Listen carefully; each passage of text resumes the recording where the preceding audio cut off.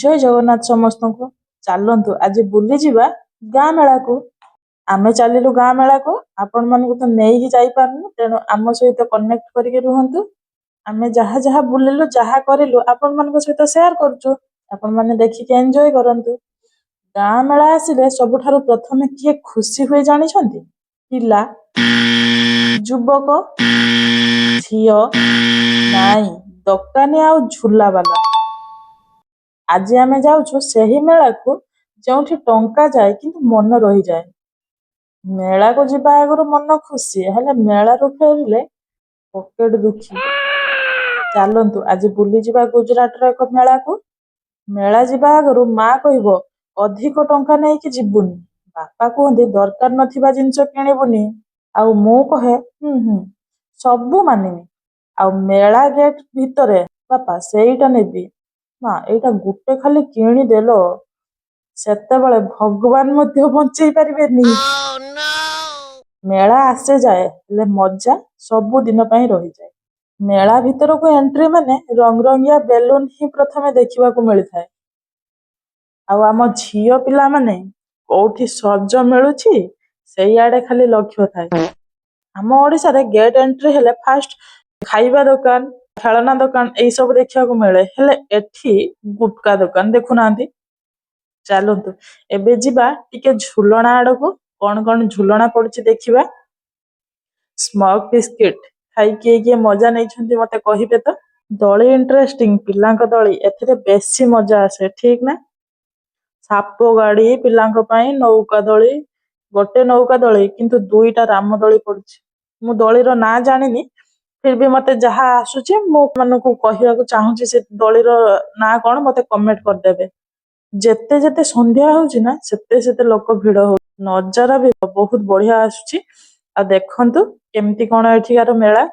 ଆଉ ମୁଁ ଖାଲି ଦେଖୁଛି କଣ କଣ ନେବି, ଝଡେଇବାର ଅଛି ନା ସ୍ୱାମୀଙ୍କୁ।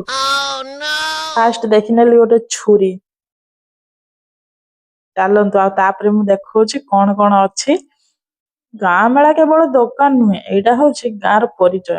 ବର୍ଷକୁ ଥରେ ହେଲେ ମଧ୍ୟ ସମସ୍ତେ ଏକାଠି ହବାର ଦିନ। କିନ୍ତୁ ଏଠି ତ ଫ୍ୟାମିଲି ଆମର ନାହାନ୍ତି। ତାପରେ ଦେଖାଯାଉ, ଆମେ ଆମର ଆସିଛୁ ବୁଢାବୁଢୀ 2 ଜଣ ବୁଲିବାକୁ। ଦେଖନ୍ତୁ ମୁଁ ଆପଣମାନଙ୍କୁ ଦେଖଉଛି କଣ କଣ ସବୁ ଏଠି ଅଛି। ଆଉ ଏଠି ଦେଖନ୍ତୁ କେତେ ବୋଟଲ, ସବୁ ବୋଟଲ ଦୋକାନ ଅଛି, ପ୍ଲାଷ୍ଟିକ ବୋଟଲ। ଛୁଆମାନଙ୍କ ପାଇଁ ଏଠି ବେଷ୍ଟ। ବେଶୀ ରେଟ୍ ନାହିଁ, ଅଳ୍ପ ଅଛି। ଆଉ ଏଠି ସବୁ ପ୍ରକାର ଠାକୁରଙ୍କ ଫଟୋ ଅଛି। ଆମର ଅଛି, ହିନ୍ଦୁ ମାନଙ୍କର ବି ଅଛି, ଆଉ ଖ୍ରୀଷ୍ଟିଆନ ମାନଙ୍କର ବି ଅଛି, ମୁସଲିମ ମାନଙ୍କର ବି ଅଛି, ସମସ୍ତଙ୍କର ଅଛି। ଯିଏ ଯୋଉ ଠାକୁରକୁ ପୂଜା କରନ୍ତି ସେ ସେଠୁ ଆଣିପାରିବେ, ଭଲ ଅଛି। ଆଉ ଏପଟର ବାସନ ଦୋକାନ ସବୁ ବସିଛି। ଏପଟେ ମିଠା ଦୋକାନଟା ଦେଖନ୍ତୁ କେତେ ସୁନ୍ଦର ମିଠାଟା ହେଇଛି। ଦେଖା ହଉଛି ଆଖିକୁ ବହୁତ ସୁନ୍ଦର, କିନ୍ତୁ ଖାଇଲା ବେଳକୁ ମୋର ଯାଉନି। ଦେଖନ୍ତୁ ପୁରା ଆଖିକୁ ବହୁତ ସୁନ୍ଦର ଦେଖାଯାଉଛି, କିନ୍ତୁ ଖାଇପାରୁନୁ, ଆମେ ସେଗୁଡା ଖାଇପାରୁନୁ। ଯୋଉଠି ବି ଯାଇକି କହୁଛୁ ସେ ଟେଷ୍ଟ କରିବାକୁ ଦଉଛନ୍ତି, କିନ୍ତୁ ଟେଷ୍ଟ ମତେ ଭଲ ଲାଗୁନି।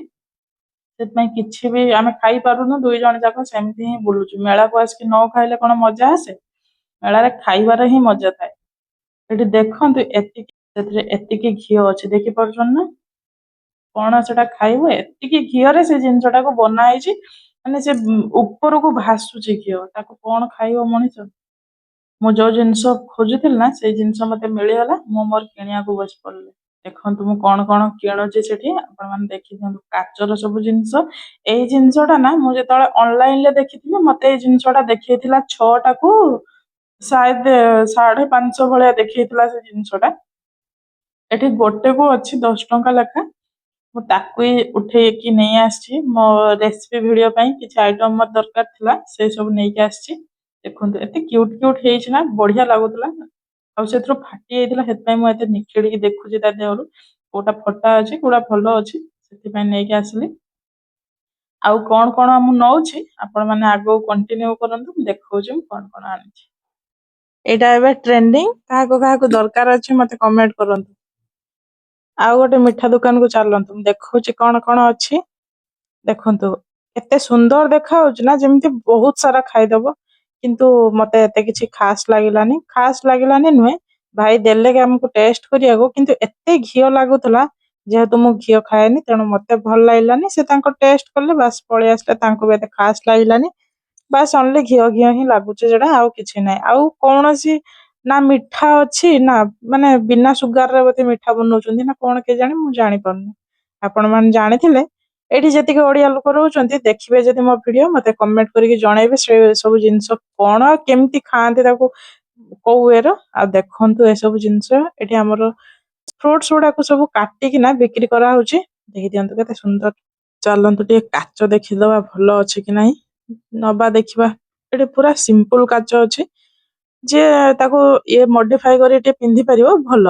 କିନ୍ତୁ ମତେ ଏତେ ପ୍ଲେନ କାଚ ଭଲ ଲାଗିଲାନି, ତେଣୁ ଆମେ ଅଲଗା ଆଡେ ଦେଖିବା ଟିକେ ଚାଲନ୍ତୁ ଆଉ। ଏଇଟା ଖୁଡମାଟା ଅଛି, ଆମର ବି ଏମିତି ବିକ୍ରି ହୁଏ, ଆମ ଓଡିଶାରେ ଏମିତି ବିକ୍ରି ହୁଏ, ଜାଣିଛନ୍ତି ତ ଏଇଟା ଖୁଡମା। କିନ୍ତୁ ଖୁଡମା ତାଙ୍କୁ ଯେତେବେଳେ ପଚାରିଲୁ ସେ କହିଲେ ସେଥିରେ ବି ଘିଅ ଅଛି, ସେଥିପାଇଁ ନେଲୁନି, ତାକୁ ସ୍କିପ୍ କରିଦେଲୁ।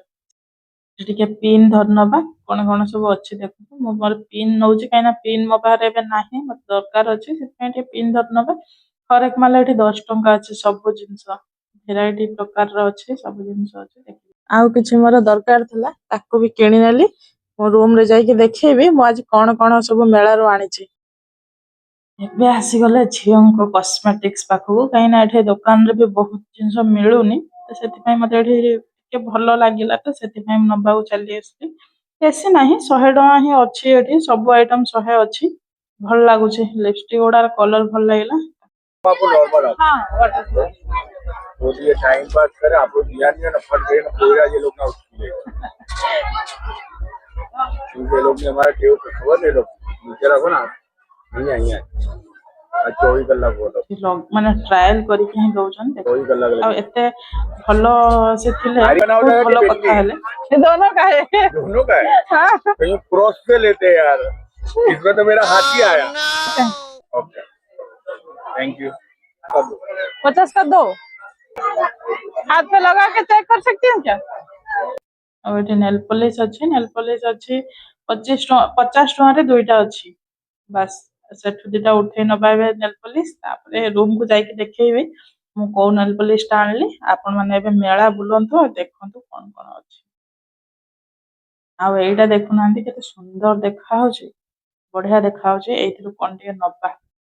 ଏଠି ବି ଗୋଟେ ସେମ ଦୋକାନ, କିନ୍ତୁ ଏଠି ଟିକେ ଡାର୍କ ଅଛି, ମୋ କ୍ୟାମେରା ପାଇଁ ଟିକେ ଆସୁନି ଭଲ, ସେଥିପାଇଁ ଆମେ ଆମର ଆଗକୁ ଚାଲିଲୁ କଣ୍ଟିନ୍ୟୁ। ବଢିଆ ଦେଖା ହଉଛି, କିନ୍ତୁ ଏତେ ରେଡ ରେଡ ଅଛି ନା, କମ୍ବିନେସନ ଟା ପୁରା ବଢିଆ ଦେଖା ହଉଛି। ୟେଲୋ ରେଡ ପିଙ୍କ ଗ୍ରୀନ ଏଇ ସବୁ କମ୍ବିନେସନ ଟା ଦୋକାନରେ ଥିଲାବେଳେ ବଢିଆ ଦେଖା ହଉଛି। ତା ଭିତରୁ ଆମକୁ 1-2ଟା ଉଠେଇବାର ଅଛି, ତ ଦେଖିକି ନବା କଣ ନବା ଚାଲନ୍ତୁ। ଲାଷ୍ଟରେ ଖାଇବାକୁ ଗଲୁ, ଦେଖୁନାହାନ୍ତି ସେ କଣ କହୁଛନ୍ତି, 30, 20, 50, 60 ଏମିତି କହୁଛନ୍ତି। ସେ ବି ପୁଣି ପାଚିଲା ନୁହେଁ, ସେ କଞ୍ଚା, ସେଥିପାଇଁ ମୁଁ କହିଲି ନାଇଁ ଥାଉ। ଏଇ ଜିନିଷଟା ନା ବହୁତ ସୁନ୍ଦର ହେଇଛି, ଆପଣ ମାନେ ଚାହିଁଲେ ମେଳାରୁ ନେଇକି ଆସିପାରିବେ। ଆଉ ତ କିଛି ଖାଇବା ମିଳିଲାନି, ଚାଲନ୍ତୁ ଏଇ ଫଳ ଟିକେ କଟା କଟା ଫଳ ଟିକେ ଖାଇଦବା, ତାପରେ ଦେଖିବା ଆଉ କଣ ଅଛି ଆଉ।